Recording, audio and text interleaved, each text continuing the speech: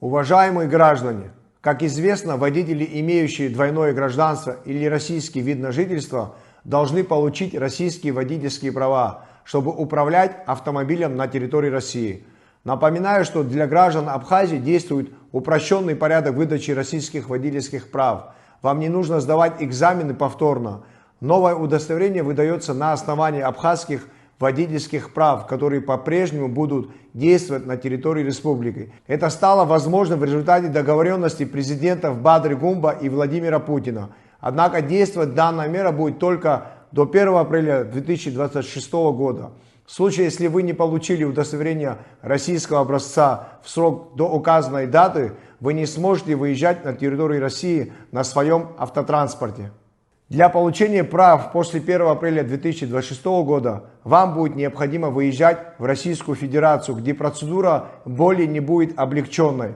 Будет обязательная сдача экзамена на знание правил дорожного движения, а также сбор необходимого пакета документов, в том числе медицинских справок в медучреждениях Российской Федерации.